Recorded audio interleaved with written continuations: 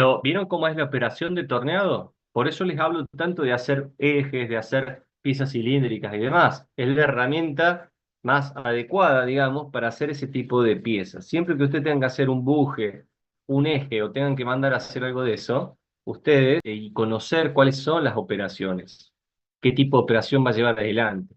¿Por qué? Porque si ustedes, por ejemplo, tuvieran que medir el diámetro de ese eje que estaba mecanizando ahí ese operario, ¿qué instrumento utilizarían? El más adecuado para medir un diámetro exterior. El micrómetro es el instrumento más preciso e ideal para medir un diámetro exterior. Si yo saco esa pieza, ¿no?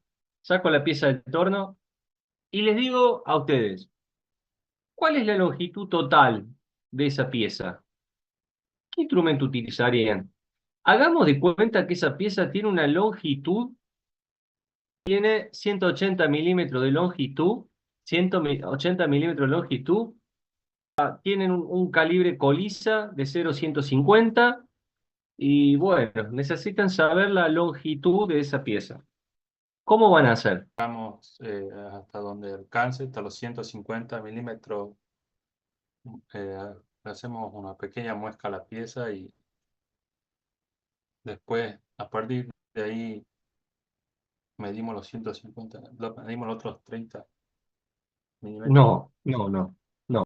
Dado que el instrumento de medición que tienen no es el adecuado, ¿por qué? Porque no tiene rango, no alcanza el rango para medir esa pieza. Van a retirar el eje de la máquina, van a ir hasta un mármol, lo van a poner y van a tomar un calibre de altura que ustedes ya lo han visto en los videos, yo ya se lo he mostrado, y ahí van a relevar la longitud total o la altura en posición vertical de ese eje. O, por ejemplo, irán a una sala metrológica y buscarán un calibre colilla que tenga mayor rango, por ejemplo, de 0 a 200. Ustedes utilizarían para controlar, por ejemplo, el paralelismo de esta pieza.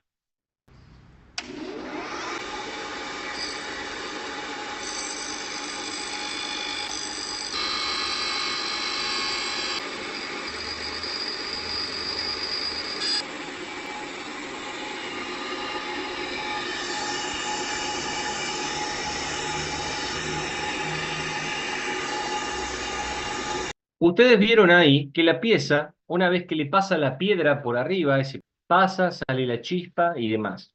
Ustedes han visto que cuando se aproxima la persona que está filmando y ven, la superficie esa a rectificar no tiene el mismo color. Hay partes donde la piedra ha quitado material y hay partes donde no ha quitado material.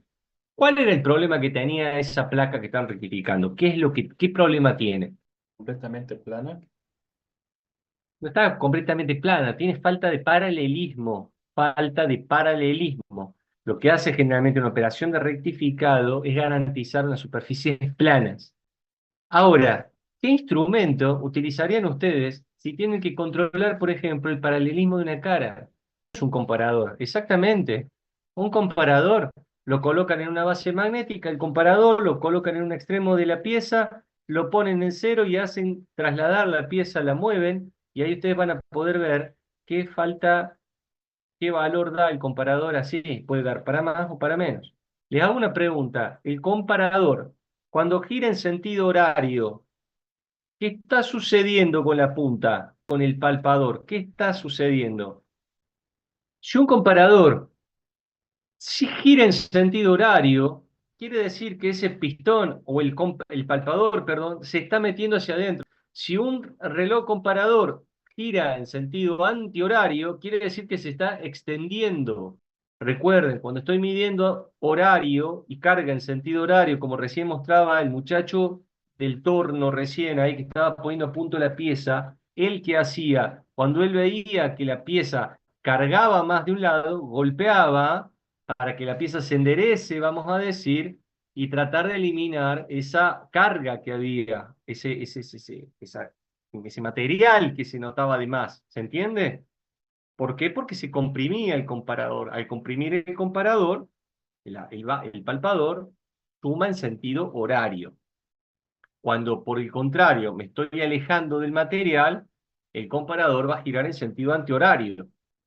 Dice, además de estos pasos que deben ser seguidos escrupulosamente, ese término ya les dije la clase pasada a los chicos ayer, no, no es un término correcto, escrupulosamente no. Se debe tener en cuenta los siguientes principios durante el proceso de medición, el conocimiento de ello ayudará a detectar posibles errores y sus causas. El valor de una determinada dimensión de una pieza en particular, bajo las mismas condiciones, es uno y único. Diferentes resultados en diferentes mediciones de una misma dimensión indican errores de algún tipo. Durante la medición de un elemento mecánico, el operador no debe concentrarse solamente en obtener con exactitud el valor de una dimensión, sino también en verificar todos los atributos de la misma.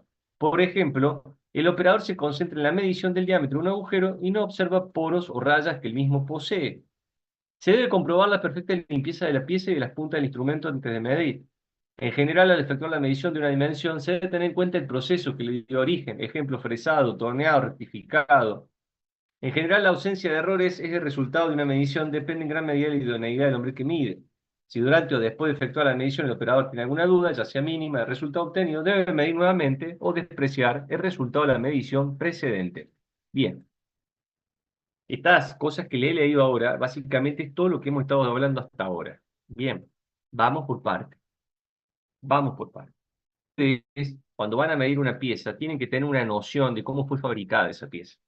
Bien, una noción, si es una pieza que proviene, por eso les preguntaba si ustedes han visto un torno, una fresa, una rectificadora. ¿Por qué? Porque no solo, digamos, la magnitud a medir y la forma de la pieza me va a dar una idea de qué instrumento tengo que utilizar, sino también si yo conozco qué proceso de mecanizado se usó para hacer esa pieza, también me va a dar una idea de qué instrumento tengo que usar. Bien.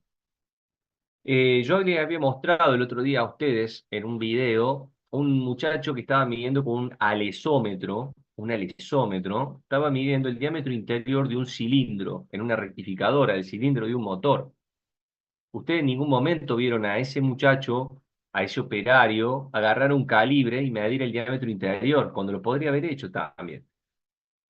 Porque ahí no estaba controlando el diámetro, no solamente el diámetro, sino ahí está controlando también, está relevando que, por ejemplo, el cilindro no tenga rayas, que no tenga poros, que no tenga, por ejemplo, facetados que se denominan, que son todos como unas rayas así, ondulaciones, que no esté ovalizado, ¿se entiende? Que no esté deformado.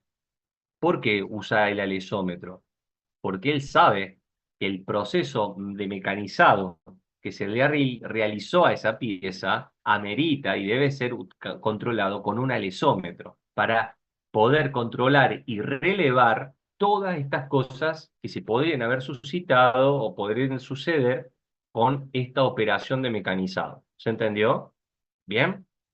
Bueno, chicos, el tema de la limpieza, no solo de la pieza a medir, sino del instrumento de medición. Ayer les decía a los chicos, por ejemplo, les va a pasar más de una vez, seguramente, tener que medir una pieza. ¿Alguno de ustedes sabe qué efecto, digamos, produce, qué es la oxidación y la corrosión en una pieza? ¿Cuál es la diferencia?